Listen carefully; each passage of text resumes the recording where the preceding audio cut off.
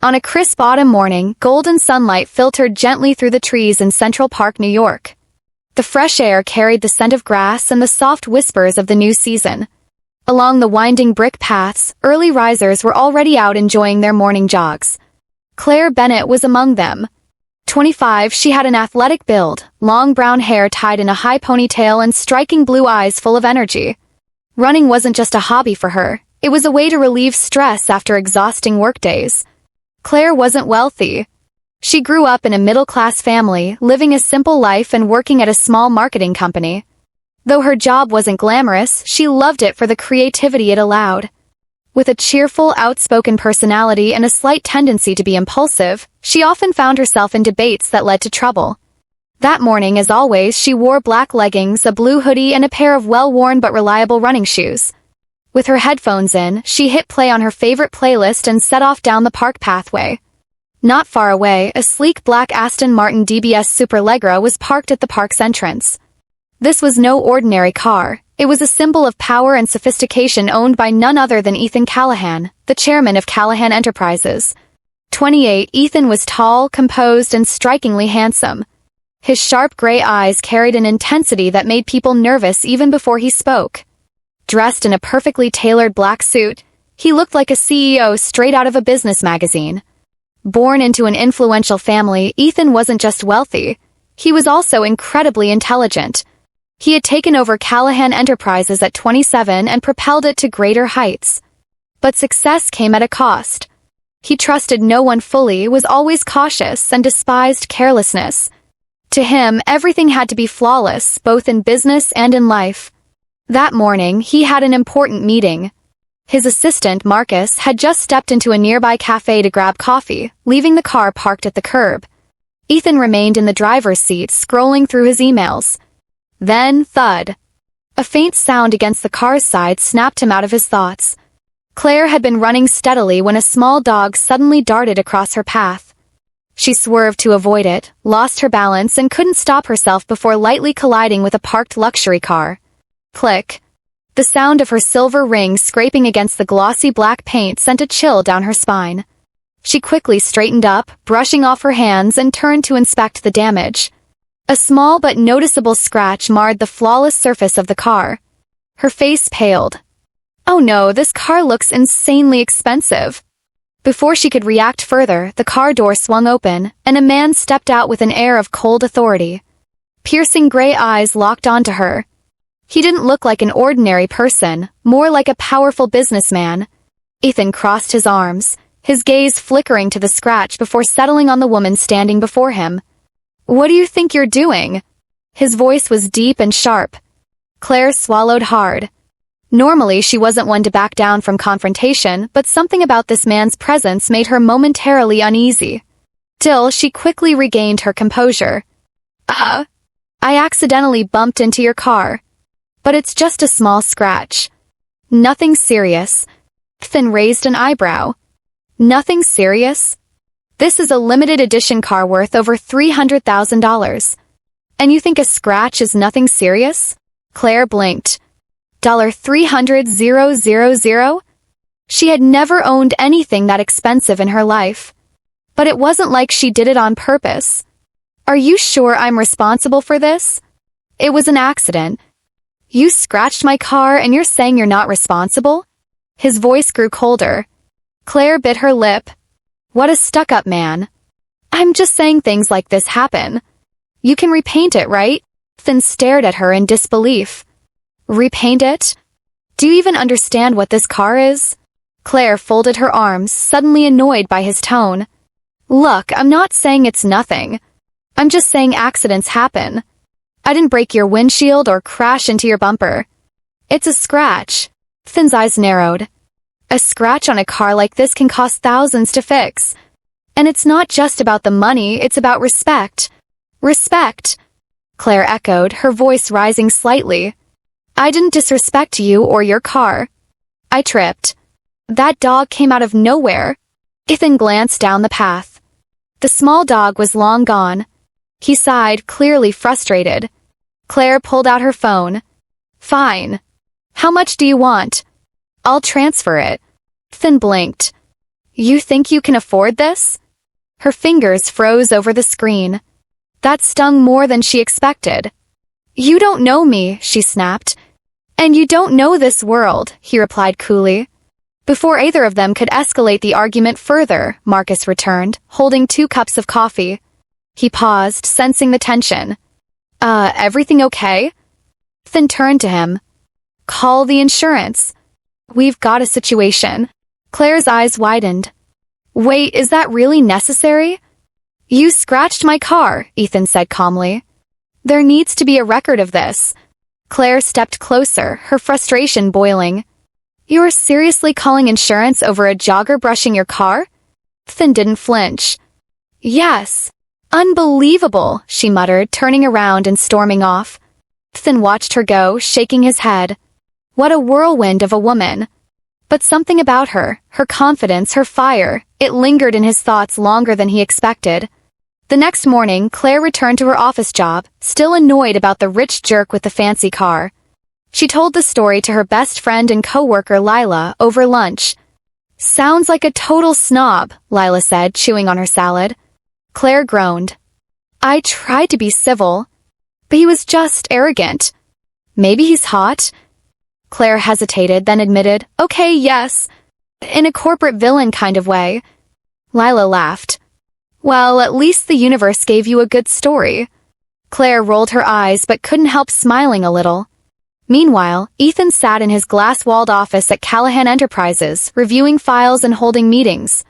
But every now and then, his mind wandered to the stubborn jogger who had stood her ground. Most people apologized and walked away. She didn't. A few days later, fate decided to intervene again.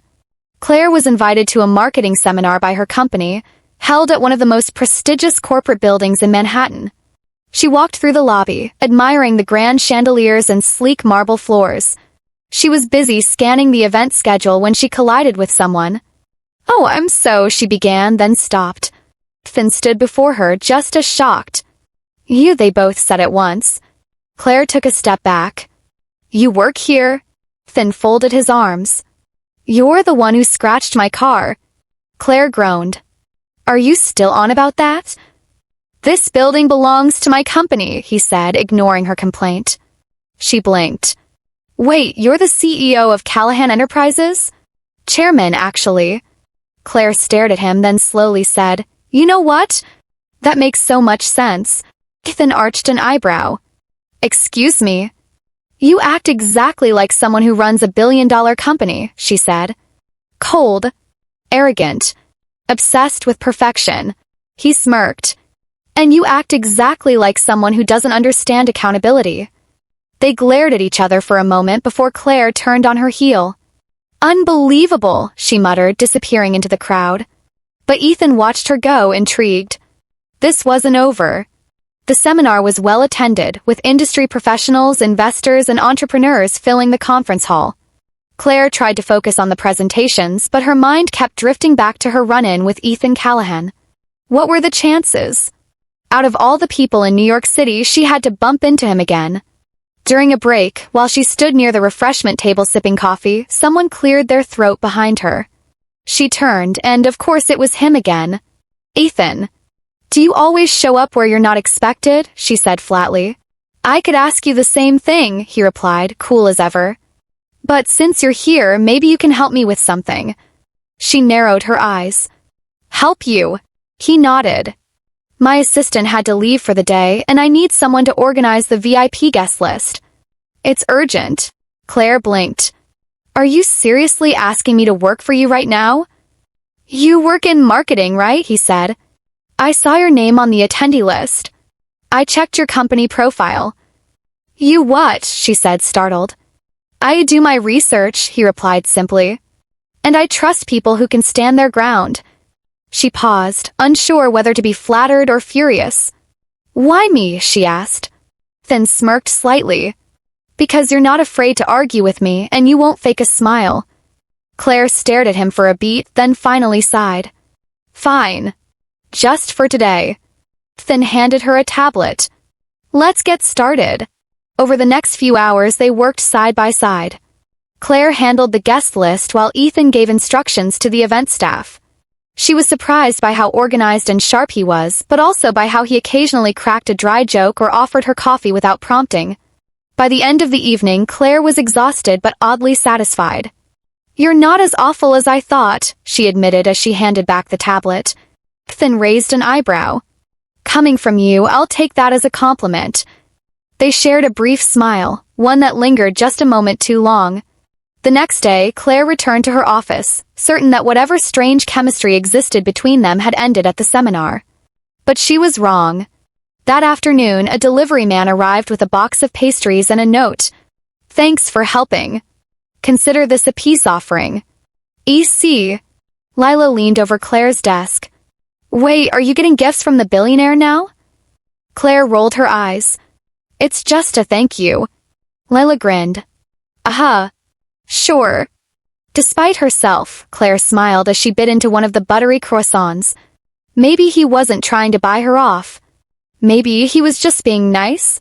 A few days later, Claire was at a coffee shop near her office, waiting for her order when she felt someone approach. "Ethan." He stood there, casual for once, no suit jacket, just a button-down shirt with the sleeves rolled up. He looked more like a normal guy and less like a corporate machine. "I figured I'd find you here," he said. "Stalking now," she teased. He smirked. "I prefer to call it calculated timing." She laughed despite herself. "Can I sit?" he asked. Claire gestured to the seat across from her. "Sure." As they sipped coffee, their conversation flowed more easily this time. They talked about work, childhood stories, favorite books. Claire learned that Ethan actually loved hiking and had once dreamed of becoming an architect. Ethan learned that Claire had a soft spot for old musicals and volunteered at an animal shelter on weekends. By the time they finished their drinks, the air between them had shifted.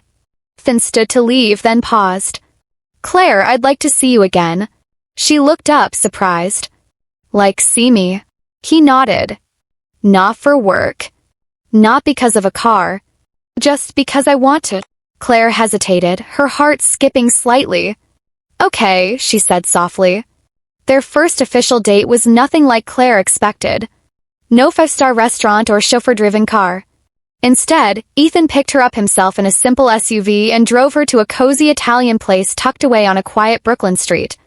"I didn't expect this," Claire said, glancing around the small restaurant lit with warm fairy lights. Ethan smiled as he pulled out her chair. "What were you expecting? Caviar and gold plates?" She smirked. "Something like that." "I figured you'd prefer something real," he replied. And she did. Throughout the night, Claire found herself laughing more than she had in weeks. Ethan wasn't just smart. He was funny in a dry, sarcastic way. He listened closely when she talked. He asked questions that showed he actually cared about her answers. As they shared tiramisu for dessert, Ethan looked at her with a seriousness that made her pause. "You know," he said, "I never do this." "Eat dessert?" she teased. He chuckled. "No. This. Dating. Letting people in." Claire set her fork down. "Why me, then?" He looked at her for a long moment before saying, "Because you don't care who I am. You argue with me like I'm just some guy. You're not afraid to speak your mind." She smiled softly. "Well, I do that with everyone, and I admire it," he said. Her heart fluttered at the honesty in his voice. For that night, things moved quickly between them. They started seeing each other more often. Coffee dates turned into dinner dates. Casual texts became late-night phone calls. He even showed up at her office once with lunch, completely ignoring the wide-eyed stares of her coworkers. Lila nearly fainted. Claire, the billionaire, literally just walked in with tacos. "For you." Claire blushed but laughed it off. "He's just Ethan." But it wasn't always perfect. There were moments when Claire felt overwhelmed by his world, his schedule, his status. Sometimes she wondered if she really belonged beside someone like him. One evening, after a gala event where Ethan introduced her to high-profile investors and business tycoons, Claire stood outside alone, staring at the city skyline. Ethan found her a few minutes later. "Everything okay?" he asked, sliding his hand into hers. She nodded slowly. "Just needed air." "You were amazing in there," he said gently. She looked at him. I don't always feel like I fit into your world. He didn't respond right away. Then he said, I don't want you to fit into my world, Claire. I want to build one with you. Her chest tightened. No one had ever said something like that to her. No one had ever made her feel like she was enough just as she was. I've always been alone at the top, Ethan continued. But being with you, it feels different. It feels right. Claire leaned her head against his shoulder, letting the moment sink in. She didn't know where this would go. But for the first time, she wanted to find out. A few weeks later, Claire was called into a meeting with her supervisor. We're downsizing, her boss explained, avoiding eye contact. Unfortunately, your position has been affected. Claire's heart sank. She packed her belongings quietly, blinking back tears as she said goodbye to Lila and her coworkers. She didn't want to rely on Ethan, but he found out the same evening. He arrived at her apartment unannounced, holding takeout and looking more concerned than she'd ever seen him. Why didn't you tell me? He asked as she let him in. I didn't want to be another problem for you, she said, trying to sound brave. Ethan sat down beside her on the couch. You're not a problem, Claire. You're never a problem. She looked away. It's just hard. I feel like I was finally getting somewhere in life, and now it's gone. Ethan reached into his coat and pulled out an envelope. What's this? She asked, opening it slowly.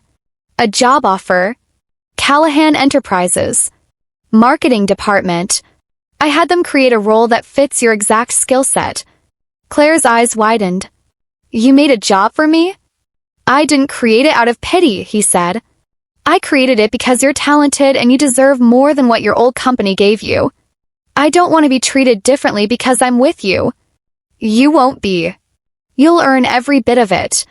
And if anyone questions it, they can talk to me. Claire hesitated, holding the offer in her hands. She had worked hard her whole life. Could she really accept this?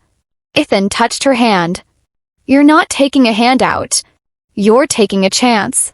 Through a moment, Claire nodded. I'll think about it. Over the next few days, she weighed her options. Eventually, she accepted the position, but made it clear to HR that she didn't want special treatment. She worked hard. She earned respect. And slowly, the team welcomed her. Ethan, true to his word, never interfered in her work. But he often waited for her after hours just to walk her out or grab a late dinner. It felt normal. Real. And Claire was happier than she had ever been. But then everything shattered. One morning, Claire arrived at the office to find HR and 2 members of the internal security team waiting at her desk. Claire Bennett, one of them asked formally. Yes. We need to speak with you. Privately. Confused and uneasy, she followed them to a glass-walled meeting room. Inside, they showed her an email, sent from her company account to a known competitor. Attached were confidential documents from Callahan Enterprises' upcoming product launch. This isn't mine, Claire said instantly. I didn't send this. But it came from your login, one of them said. The files were accessed using your credentials. Claire felt the room spin. She didn't even know how to respond. This has been escalated to upper management, they added. You're on administrative leave until the investigation is complete. As she walked out of the room in a daze, employees stared. Whispers echoed. And when she got to Ethan's office, his assistant met her at the door. He's not taking visitors, the assistant said. Claire stood frozen. Ethan wouldn't even see her? She left the building that day with nothing but a hollow feeling in her chest. By nightfall, her name was being dragged through online forums and anonymous company blogs. A traitor, some said. A climber, others called her. Claire didn't sleep. She just stared at the ceiling, wondering how everything had gone so wrong. And the worst part? The silence from Ethan. Ethan sat in his office, staring blankly at the security report. Claire. Her name was printed across the page, tied to the leaked documents to betrayal. His jaw clenched, his chest heavy with disbelief. She couldn't have done this, he muttered. But the evidence said otherwise. He remembered the late nights they spent talking, laughing, dreaming. How she looked at him like he was just a man, not a CEO, not a billionaire. Someone real. Someone worthy of trust. And now she was gone. Ethan had told security not to let her into his office, Not because he didn't want to see her, but because he didn't trust himself to stay composed. He needed answers first. But when days passed and no new evidence surfaced, doubt began to grow in his heart. She had always been honest, open. And if there was one thing he'd learned about Claire Bennett, it was that she wasn't capable of this kind of deceit. Still, he said nothing. He watched from afar as the rumors spread. He told himself he was protecting the company, protecting himself. But in truth, he was afraid. Afraid of trusting again. Afraid of being wrong. And most of all, afraid of what it would mean if he was wrong. Meanwhile, Claire stayed silent. She didn't try to contact Ethan again. She didn't fight the whispers. She simply disappeared. Until one morning, Ethan's head of IT burst into his office. "Sir, you need to see this." He dropped a printed report on Ethan's desk.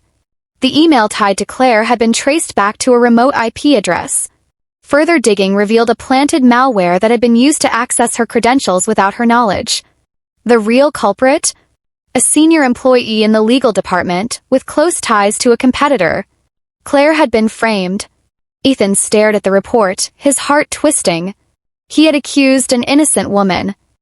He had let her walk away, humiliated and heartbroken, when all she had done was trust him. His hand shook as he picked up the phone. He dialed her number. Voicemail. He tried again. Nothing. He reached out to Lila. She didn't know where Claire had gone either. Then he sent someone to her apartment. Empty. Claire had vanished completely. That night, Ethan couldn't sleep. He sat in his darkened penthouse, the city lights glinting beyond the windows. I pushed her away, he thought. I did exactly what I swore I'd never do again. He had been so determined not to be betrayed that he couldn't see the one person who had never tried to hurt him. He pulled out his phone and stared at the last photo they had taken together. Her smile. Her eyes. The way she leaned into him without fear. He had lost her. And maybe he didn't deserve to find her again. But he had to try. Early the next morning, Ethan found himself driving aimlessly through the city. His mind raced with regret, shame, and a longing he couldn't quiet. The streets were familiar, but none of them led to Claire. Then, on instinct, he turned into Central Park. It was the place where they'd first met, the day she'd scratched his car, the day everything changed. He parked and got out, his heart pounding. The sun had just begun to rise, casting a golden glow over the trees. Path was quiet except for a few joggers in the distance. And then he saw her. Claire. Wearing her usual black leggings, a gray hoodie, and her hair pulled up in that same high ponytail. Her steps were steady, focused, until she noticed him standing ahead. She slowed, coming to a stop. Finn stepped forward, his voice low and urgent. "Claire!" She looked at him calmly. Not cold. Not warm. Just distant. "Mr. Callahan." "I didn't think we'd meet again," she said. Her tone was formal, so different from the woman who used to laugh at his sarcasm, tease him over dinner, or call him out without fear. He took another step closer. "I'm sorry." She raised an eyebrow but said nothing. "I was wrong about you," he said. His voice cracked slightly. "There was a cyber attack. You were framed. The real culprit's been caught." Claire blinked slowly. She didn't seem surprised. "I know," she said quietly. "I figured it out myself a few days ago." Ethan's shoulders sank. "Then why didn't you come to me?" Claire looked away for a moment, then back at him. "Because when I needed someone to believe in me, you didn't." Her words hit him like a punch to the chest. She continued, "You told me you trusted me. But the moment things got hard, you shut the door in my face." Finn's voice trembled. "You're right. I let my past control me. I let fear decide for me. And it cost me the only woman I've ever truly cared about." Claire's eyes softened slightly. "Then why are you here now?" He took a deep breath. "Because I realized. I can't lose you. I don't want to." She stared at him for a long moment. "I don't know if I can just forget everything," she whispered. "I'm not asking you to forget," he replied. "I'm asking for a second chance. Let me prove it to you. Let me earn you back." Silence lingered between them. Then, slowly, a small smile tugged at her lips. You know, she said, the first time we met here it was because I tripped and scratched your car. Finn chuckled softly and yelled at me like I wasn't worth half a second of patience. Claire tilted her head. Maybe you deserved it. He laughed, then took a hopeful step forward. Can we start over? She looked at him, really looked at him. And this time she didn't see the cold CEO. She saw the man beneath it. The man who had hurt her. But also the man trying desperately to fix it. Only if you can keep up with my pace, she said, her smile growing wider. Finn grinned with relief. Then run a little slower. They began jogging side by side along the quiet stone path, the city waking up around them. And this time they weren't just strangers or lovers burdened by mistakes. They were two people, flawed, learning and trying, moving forward together. Sparkling Heart, thank you for taking the time to listen to this story. If you enjoyed it, don't forget to hit like, share it with your friends and family, and subscribe to the channel so you won't miss more meaningful stories.